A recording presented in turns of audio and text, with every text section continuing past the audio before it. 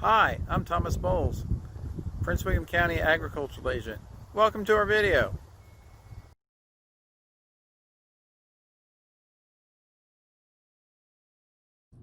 Okay, my name is Doug Burrows, and I'm at the Flower Gallery Florist here in Manassas, Virginia, and I want to thank you all so much for letting me speak with you tonight about flower arranging and getting ready for the holidays. Because whether they're going to be big or small or whatever, they're still going to be special, and a lot of it is going to be how you decorate your table. So we're going to start with fall, but I wanted to talk about a couple things that are interesting. And one is, with everything going on in the world, there is a real product shortage in some areas. And one of the areas is oasis.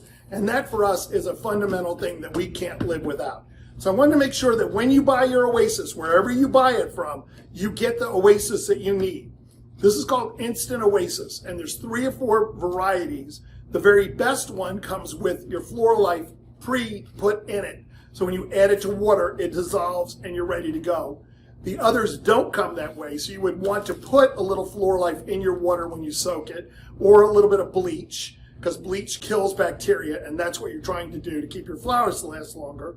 And then there's Oasis like this that is not instant, and it takes forever to soak, and you have to give it the time. This you can put in your container like I did here, tape it or glue it if you don't have the glue, which I hope you don't because it's messy. You would take Davy tape or you would take first aid tape because it's water repellent, and you would go ahead and you would just run your tape around one time so that it would be very secure and stay where you want it to stay. Then you would drop it into warm water, because warm water always hydrates better than cold, with either your Floral Life or your bleach, a couple drops, and you put it in water and you let it soak up like a sponge. This would take you 15 minutes max, maybe 10. This will take you 30. So why do people use this? Sometimes, like now, it's all that I can get. But I do like to use this at Christmas time because your bigger stems hold better and it holds moisture better so that the arrangements do last longer. And a lot of times at Christmas, we want them to last a good month or so. So we've got our oasis in our container. In this case, we're doing something very uninspiring because the flowers are going to be what is the focal point. We soaked a whole brick of oasis. We used our bacteria killing agent like we talked about. I taped it, or if you wanted, you could glue it with a hot glue. And you get started. You always make sure that there's a 1/2 inch to 1 inch at least above the lip of the container. And the reason you do that is that when you're going like this, you put it in there at an angle and it flows. If you go like this and you're working around the lip of your container, it looks like your arrangement landed on your container and there's no real flow. I'm going to start with some Baker Fern, but I'm also going to use some other greens you can get out of your yard, because this is all about what do you have handy that you can use, or what do your neighbors have that they don't need. So we're going to start with Baker Fern, and we're going to get our length first. And this is where you get good control, by going and starting almost like the pieces of a puzzle you'd put around your border first so you would know what you were up against. And I'm going to make this really big and dramatic. The next ones I'm going to put, that would be my length, would be my width, at an angle like that, coming over the lip of the container so that it flows nicely and hides our ugly container. And that would be our width. You could put candles in here. You would just push them right into the oasis. I love candles. Just be very mindful that candles will burn your house down if you don't pay attention, and that's some serious stuff. So I would go ahead and put my greens like this and keep it low. So now I have kind of a footprint: length, width, and height. Flowers will certainly go taller, but you can begin to visualize this. Now is the time, though, that if it doesn't work for you, you would make the adjustments. For example, if it was too long, I would try to cut it like this to make it shorter. The more you pull out your greens and put them in, especially when you get into some of your bigger greens, like your cedars and your eucalyptuses and things like that, you bust up your oasis and you're more likely that you're either going to hit a dry pocket with your next stem, or the whole thing's going to crumble and you're going to have to start over. You know, we've done make and takes with this group before, and we've had so much fun. The first one we did was at Chin Library, and you would have thought that the library was going to be burnt down at exactly 9 o'clock as they're throwing our stuff out on the sidewalk so that we would not hold up anybody a minute of overtime. That was quite a little fire drill to get out of that building. But another time somebody had done a make and take with me, and they had taken stuff out and putting it in and taken stuff out and putting it in. And I kept saying, I'm really worried about your oasis breaking up. And so after a while, I brought him an extra piece of oasis, and I said, let's go ahead and take this home, because you'll probably have to redo it when you get home. And they said, why? And I said, because you've broken up your oasis, but all your stems will be cut. It'll be very easy for you to do. And they said, well, how long do you think it'll last? And I said, I'm just praying you make it outside that door so I can go home. Because I knew that there was going to be this kit in the middle of the sidewalk because there was just too much pulling in and putting out. Moral of the story is cut and break, don't pull out and put back in. Now I'm going to reinforce my line. Add an angle over the side. Yeah, like that. Put it in and it falls out. Next one. So that I'm beginning to get a nice oval shape. Hopefully when you're standing up, you can see the whole thing. You can decide at this point how big your table is. You can decide how lousy a cook you might be, or the loved one you're getting to enjoy for the holiday might be, so that if they're not great cooks, you blow up your centerpiece and it still looks festive and you're ready to go. And if they are a good cook, you make it a little bit smaller, so a lot of the food lands right in front of you and seconds are easy. Let's get some more of this baker fern. Like I said, baker fern covers so nicely that I love to use it, but I am going to use some azalea, and I'm going to use some cedar, and a few other things in this, just because I think you can make both the arrangements we're doing tonight happen with just a quick walk around your neighborhood and get the things you need. And remember, if you're in a gated community and they call it common areas, that's because they're commonly partly owned by you. So don't be afraid to grab a couple things and make something beautiful out of it. The trick would be do it after like 5:30 when it's dark, so you don't have to take anybody on about it. And maybe borrow somebody's dog, take them for a walk like you have a purpose, and you just take what you think you need. Now I'm going to add some cedar. This is a really arborvitae for you folks that are educated and knowledgeable and all that, but to me it looks like cedar, so I'm calling it cedar. And I'm going to go ahead and make some stems when I have to by pulling those pieces off the bottom, because you don't want to tear up your oasis again with pushing greens in. And greens break down faster than stems do, so you want to make sure that you go ahead and snip and cut, get a nice stem on there and give it a good push in so it gets a good drink. And I'm only really doing this for texture. I already got great coverage from my few pieces of baker fern that I needed. But again, textures are what's really in. So anytime you can use more and more textures, as we're going to do tonight, I think the prettier you're going to have your centerpiece. In my family, it's always really important that the centerpiece is really beautiful and really interesting, because a lot of my family is really boring. And if I don't have something interesting to talk about, then what do you have to spend the night other than good food? So this is a good way to start some interesting conversation. This is azalea. It was just overgrown, so I cut it back a little bit. Again, it's a little different. It's got a little bit of a fall tone to it with yellow, but it has that rich green that's going to make my flowers really pop in color and texture. And I try to give everything a nice break right before I put it in the water, because that reopens the pores and immediately surges, the water. Let's try that. Did you hear it? No, because you can't. But at any rate, I'm telling you, it does drink the water quickly when you break it and put it in there.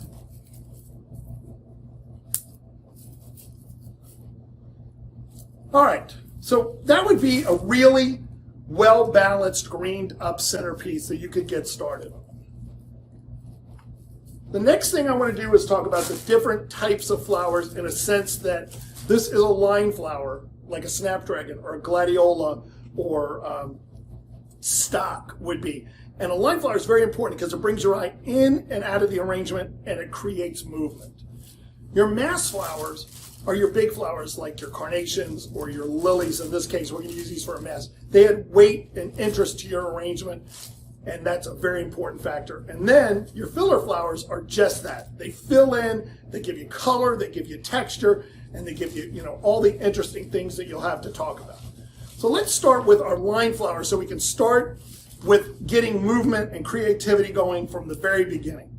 When I cut my flowers, I'm very fortunate because I can grab everything I need, but you won't have that. You'll either have them from your yard or you would have brought them home from the store. So you want to make sure you measure everything to make sure that you understand where to cut or break your flowers. Okay, so you hold it to where you want it to be, and when you cut it and you jam it in, it should be exactly where you want. Now, I break almost everything.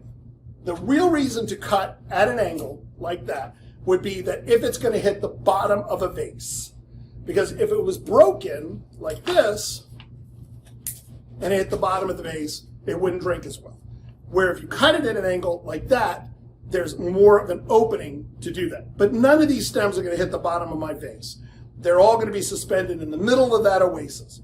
So I'm going to go ahead and I'm going to just break them so that I open the pores, jam them in there as quickly as I can, like that, and start getting the movement and the texture going. You can also take this and you can break it into places at the joints, and you get twice as much out of it. And that's kind of a nice trick too. You know, if you have, you know, limited resources from your yard, there are flowers that you can go ahead and break them at the joint and get twice as much out of it. So I like that because it's soft and it moves, but I love this. This is the same Solidago that's just fertilized and much more cultivated than that is. So I'm going to put a little bit of this in there, not to show that up, but to get you layers of texture. Always take any foliage that's going to be below the water line or below the oasis line and rip it off, because again, this stuff will break up into bacteria way faster than this will. And I'm going to begin to set a pattern now that this is making a bolder statement. So what I'm doing to this side in this arrangement, I'm going to do diagonally and do it at the same height at this side, so that Aunt Mary sees the same thing as Uncle Fester.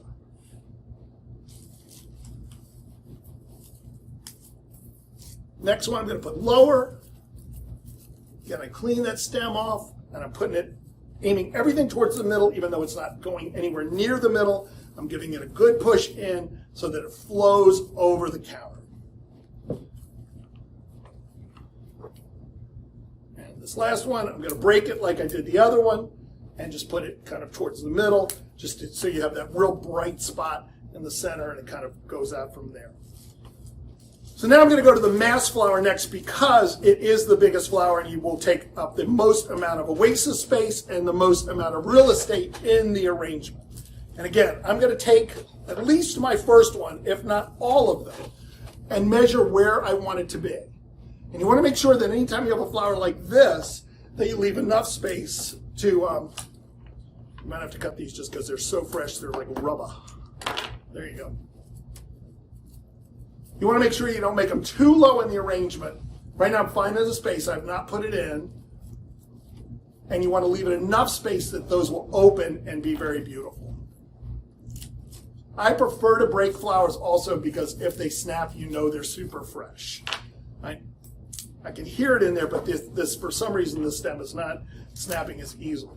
And anytime I work with lilies like this, I want to make sure that I pull that pollen out of them, because that's what stains your tablecloth, gets on your clothes, and it also acts as an acid to the flower, so it's not even good for the flower. I'm going to set that aside. Now I'm going to start using a lot of my different mums, and I picked a big variety of mums because I want it to be interesting and texturous. I'm going to go ahead and take my stems, and I'm going to I'm not going to use them as just one clump in this case. This gives me some taller ones,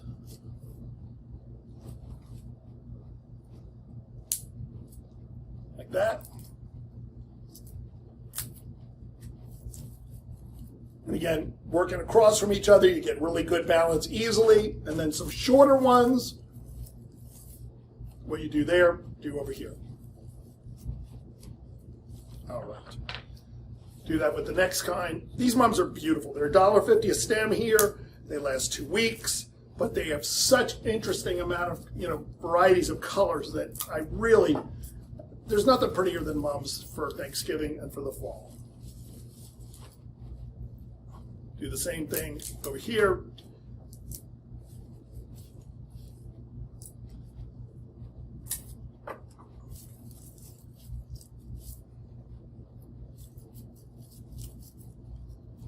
All right, now we're going to start getting into a little bit darker tones. And I don't want it solid flowers, even though, that's how we feed our families. You want to see all those texturous greens and everything. So you don't want to jam it so full that you can't, appreciate the detail that you've done first.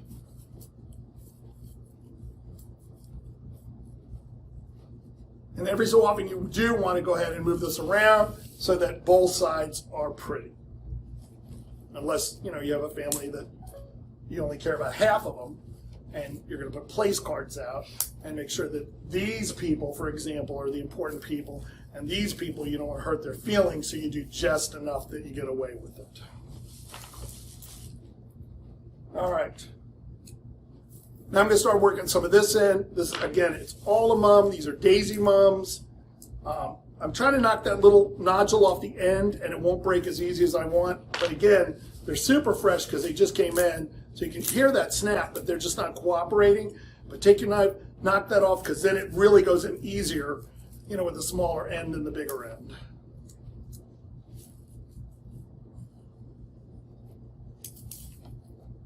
It's been such a beautiful fall. Our trees, our yards, so much really natural beauty out there that if you can grab some changing foliages and some things like that, of course without hurting the plants, it's a great opportunity to bring some of that outdoor in and really enjoy it, because it won't be here much longer, and then we'll have a whole new look, which will be Christmas, and then we'll have dismal. But dismal doesn't last very long, and it makes spring way more joyous when it gets here, when you go from nothing to something. So, and spring, not that we're going to talk a lot about spring today, but don't hesitate. Grab that forsythia and some of those other things early. Bring them in the house. Hammer the ends. Put them in warm water and force them, because you're going to need that pick-me-up a lot more in January and February than you're going to probably need it in April and March and April. This is for a guy that hates winter. All right. So again, just all mums, all the $1.50 stem, just 3 stems of the lilies just to be your focal point. But I want to go ahead and add these beautiful orange roses next. Roses come in, you have to take a petal or two off the outside. It's called the packing petal. We don't do it ahead of time because as they get broken or bounced around, you just have that problem again. Great pop of orange. Put a few of these in there. Whoever's at your dinner table will feel very, very special, that's for sure.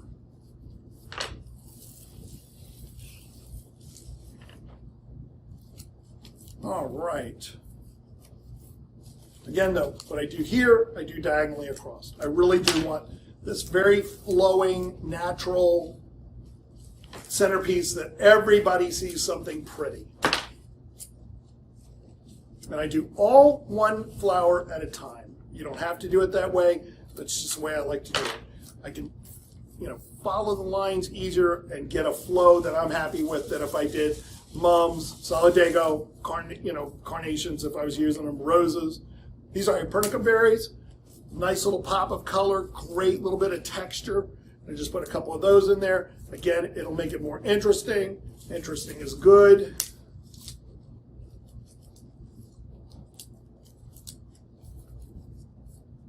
And then let's put some of this really pretty silver dollar eucalyptus in as kind of a filler also, just to give it one more dimension.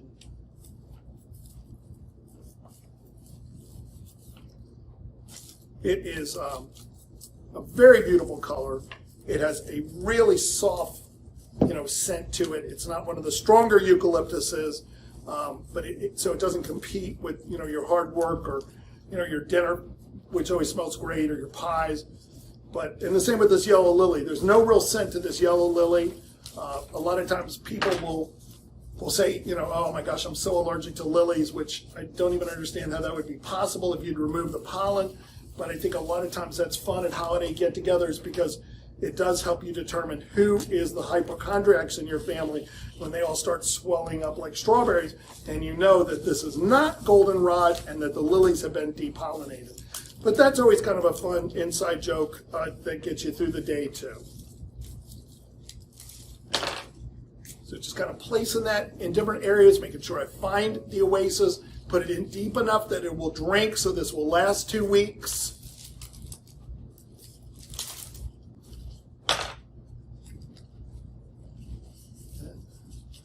And then if you wanted to, another one of my favorite flowers are mini carnations. They come in so many really nice natural colors. And they're extremely inexpensive for what they do for you. So if you felt like, it was too fall for you and you needed to go a little bit brighter, the simple pops of orange and not even the whole bunch. Again, it gives you one more thing to talk about, one more interesting element.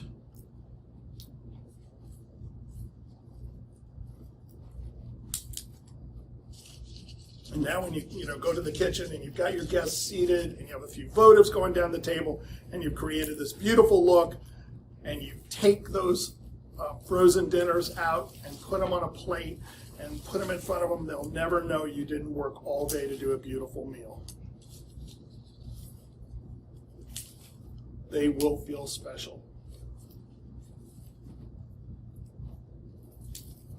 So take it one step at a time. One variety at a time, give them a good push in there, fill in the holes, that's why they're called filler flowers. And hopefully if you think this is pretty, this is how yours will end up. If you don't, you can go ahead and do anything you want. You can group them like a garden. There's a million other combinations with the exact same flowers that you can do that will make somebody feel very special and your table very beautiful.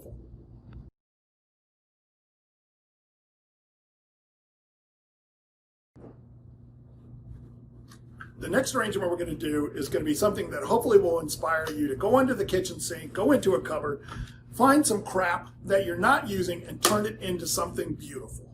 So I grabbed this wooden box.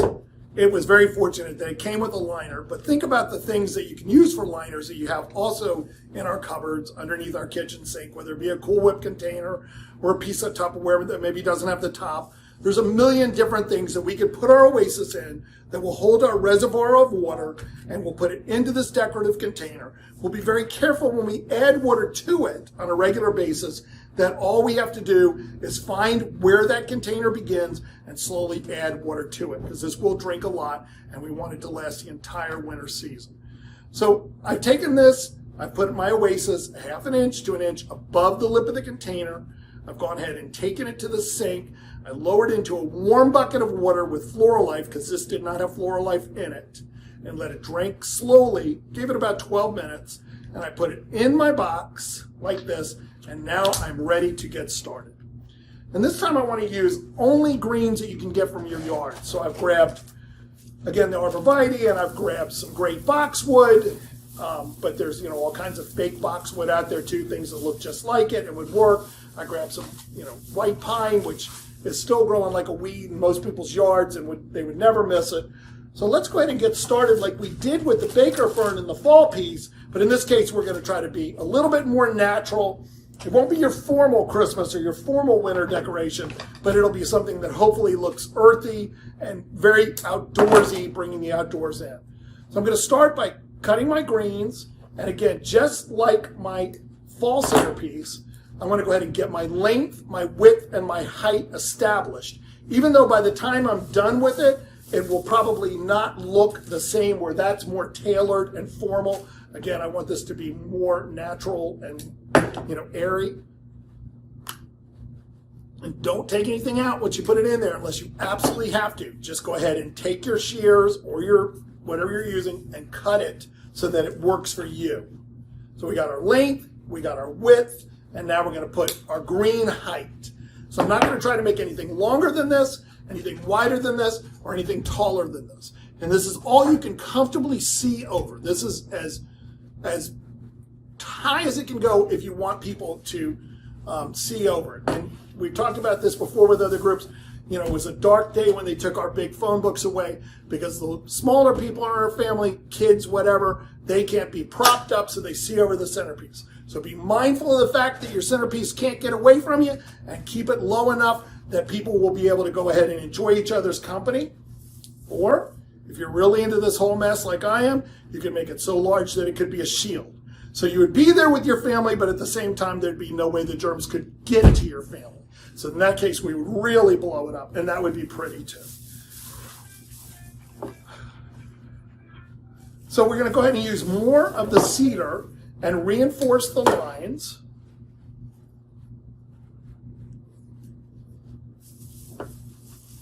Start with one green at a time, just like we did before. Makes it so much easier to see what the whole thing looks like.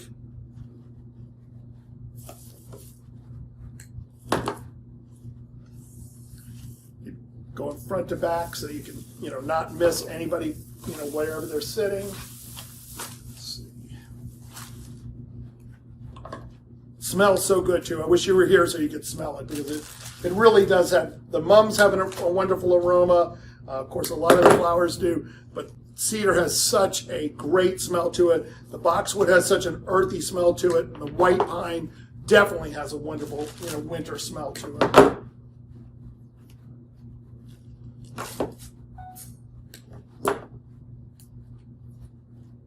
So next I'm going to go ahead and use my white pine because it's big, and I'll fill in with my boxwood. And you can break this if you want, as long as you get a nice clean break on it and put it in. And I'm trying to do a much looser arrangement, something that is, as natural as it could possibly be and work in your home. But you could definitely cut these much shorter and go for a tailored look like we did with the fall one, and that definitely works too. Yeah, now you can really begin to smell the holidays as we cut up this white pine. And if you're somebody like myself, that because I set my tree up so early so that I both can enjoy it and get it done when I have time to do it, it's a fake tree. So when you bring real greens in like this and do like an arrangement of some type, whatever you think would work for your home, for your coffee table, all of a sudden even your fake tree looks realer because your senses are telling you that you smell pine, even though it's not coming from your tree. We have a lot of potpourri here we need to sell, so I would never tell people don't come in and buy Christmas memories or Fraser fir or something fun like that. But you got to ask yourself, why would you do it if you have the ability to buy a brick of Oasis for $2 and a short walk through the neighborhood gets you an all green arrangement? You can slap a few cones on this, put a bow on it, and for most people, they would think that was beautiful. I'm going to do a little bit more because we need to sell flowers to feed our families. Okay, so the last time we talked about line flowers, and I was going to use snapdragons, but they don't hold quite as well. And again, I wanted this to last at least 2 weeks. So I'm going to use this Monte Cassino aster. It's much like the yellow in the same family, but a little bit different. I thought it looked kind of airy and pretty. And again, you hold it where you want it to go, and you measure it, and you break it or cut it, whatever you want to do, and work it in. And if you like doing the back and forth, you can. But I thought this time we would mix it up a little bit. I know a lot of you are extremely talented designers, and I want to encourage you to do what you think works. So I'm going to go ahead and group things more like a garden and less like a formal arrangement. I do always want to remind you, though, and sometimes I don't want to lose you by going too slow, like I've heard this before, I'm out. Don't hesitate, though, when you break or cut it, you have to pull that off the bottom to create your stem. It will break down quickly in your oasis, and no matter how fresh your flowers are, you've cut the life of them probably in half. These are spider mums, really pretty. Mums last and last and last. I'm going to do a grouping of those. Again, they would be your mass flower, so your mass flower would add weight to the arrangement. So you want to make sure you use a few of them at the bottom to get that weight.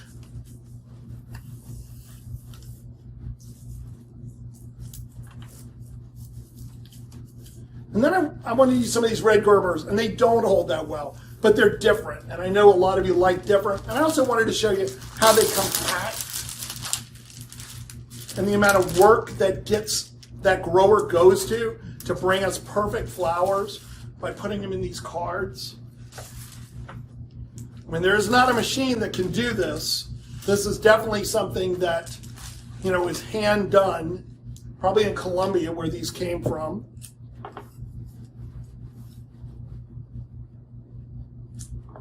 So when we were talking about the centerpiece before, and how sometimes we're really running into problems like with things with oasis and glassware, because a lot of it comes from China. So that's a very big problem.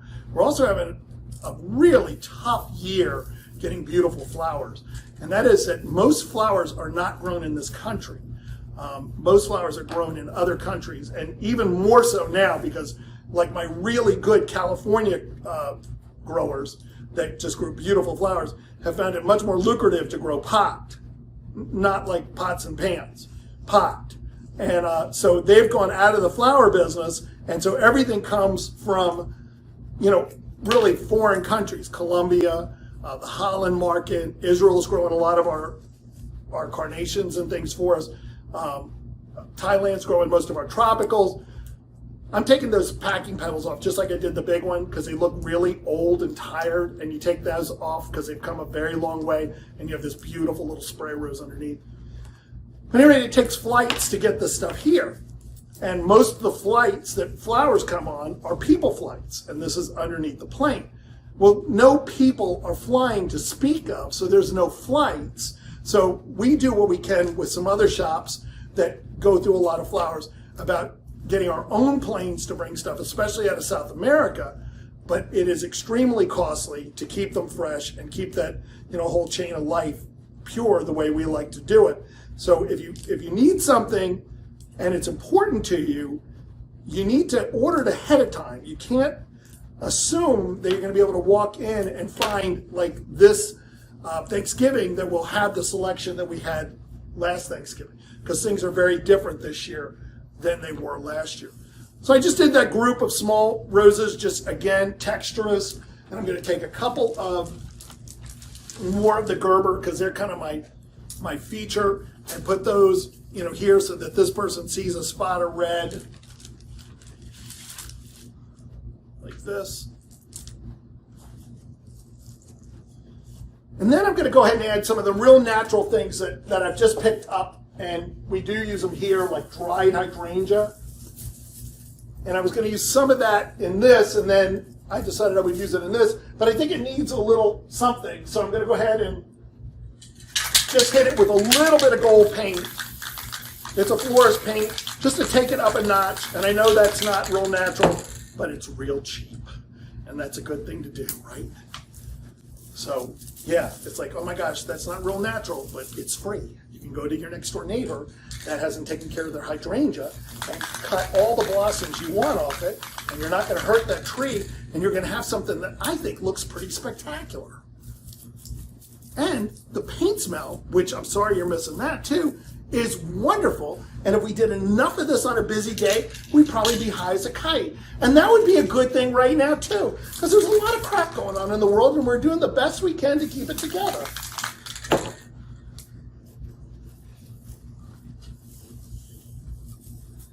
So I'm just going to spray several of these, just very lightly with the gold, just to pick it up a little bit, just because in brown for fall, gorgeous. For Christmas, a little bit of a downer.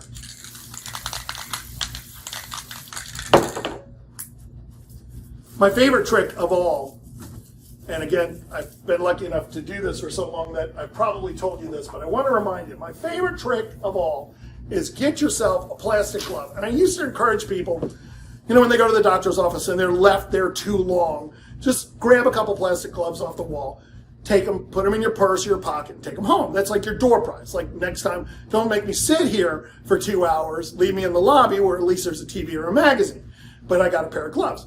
You take the gloves, you put them on when you get home, your rubber gloves. You don't have to take them from a doctor's office anymore. We all have rubber gloves, right? Whether we're ever going to use a rubber glove or not, we all had to go out and buy 1 million of them, like toilet paper, because that was power. So we got our toilet paper and we got our rubber gloves, so we are money. But you take one of those rubber gloves and you put it on your hand, and you take cheap white spray paint, and you take your pine cone, if this was a pine cone, you spray the palm with white paint, and you go like this with your pine cone, and now your pine cone is dipped in snow, and it looks like $1 million for one rubber glove and a cheap can of white spray paint.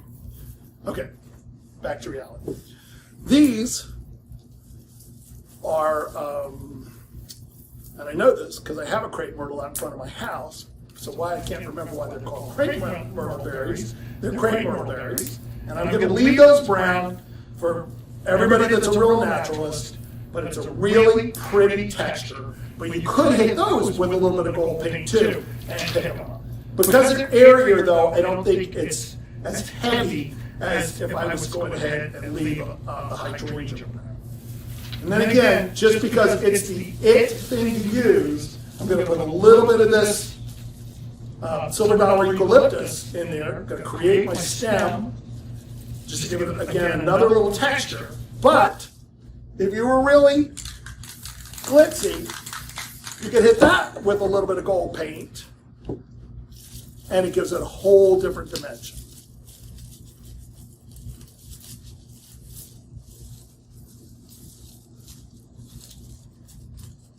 So again, I started with my line flower, which created your eye going in and out of the arrangement.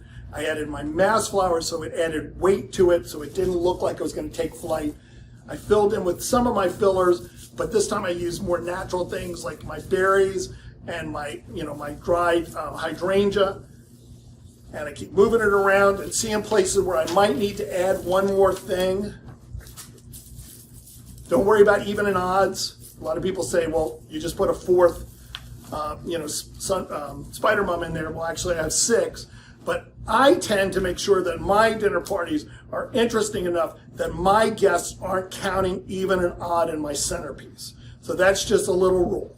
Keep the party moving, and no one will notice 6 spider mums instead of 5 spider mums. And that might be what you think a natural winter arrangement would look like. Flowers grouped, lots of textures, nice and tall, so you don't have to talk to the person across the way from you because you don't really care for them anyway, but they happen to be married to your sister. It's all good.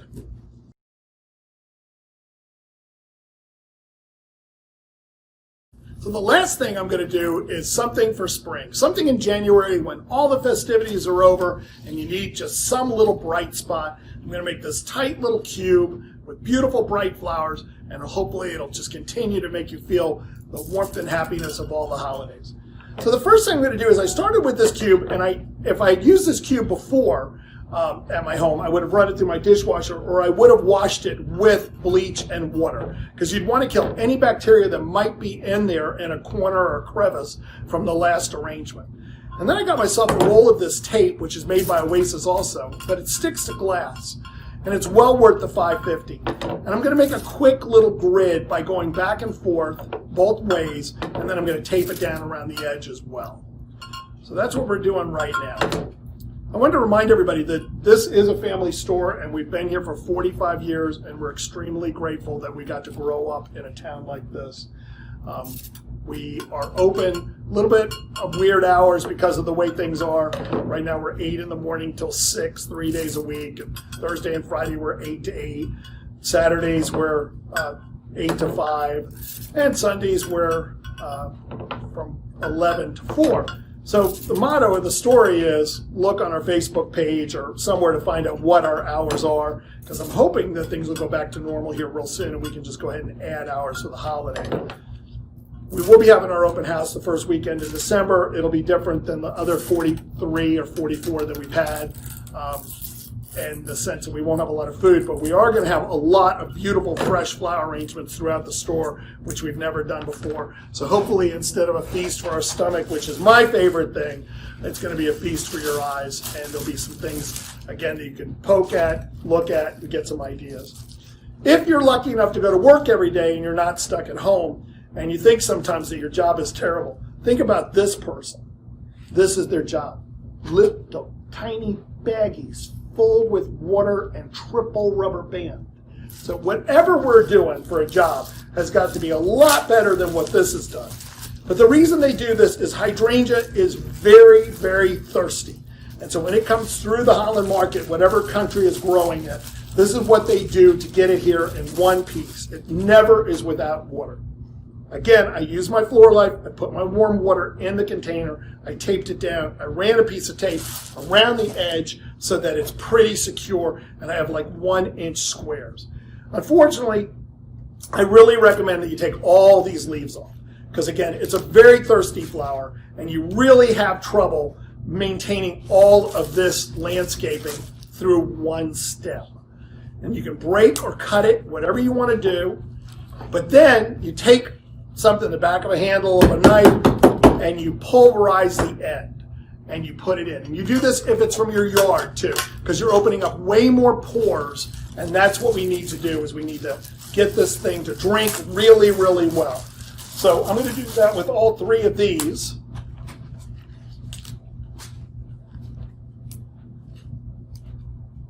So I have a new favorite show in life, too, and it's called The Great Flower Fight. So if you have the opportunity, it's on Netflix. I was always too cheap to buy Netflix, but then my kids gave it to me. So I have Netflix now, and I found this Great Flower Fight, and it is 38 minutes of sheer joy. I just love every minute about it. There's a floral contest. There's a gardening contest. It's all over the top stuff, but they really show you how they accomplish it. So if you love beautiful things like I do, it's the best 38 minutes of the day. So I grouped my hydrangea real low. It gave the arrangement instant depth as far as weight and something to work into. And then I'm going to go ahead and take some of these great green carnations, because I love carnations, and nothing like is more disheartening when somebody says, I want something really beautiful and really bright and really long lasting, and I hate carnations. So even though I don't work for the Carnation Board, I wish I did. They're really bright, they're really long lasting, they smell like heaven, and there's no reason not to like this little carnation. Then I'm going to use some of these roses, which are just absolutely incredible, and you can imagine how huge they're going to open, and they will open. You know, years ago when we first started importing roses, so I've been here for so long that all of my roses were grown for me in King of Prussia, Pennsylvania, and they were brought up on the mushroom truck on a daily basis and left in the foyer of my store. The grower had a key. And they were just incredible roses. They smelled like roses. They lasted beautifully. And it was just heaven. Plus I got mushrooms, because you give me mushrooms every so often if I bought enough roses. And I love mushrooms. So long story short, all of a sudden, our labor is too expensive. Our utilities are too expensive. We can't grow anything in Pennsylvania as far as roses or any other flower and stay in business. So we move everything to South America. So we take it to South America, and we run into this dilemma that we don't know how to handle things for a longer period of time. Customs, flights, that type of thing.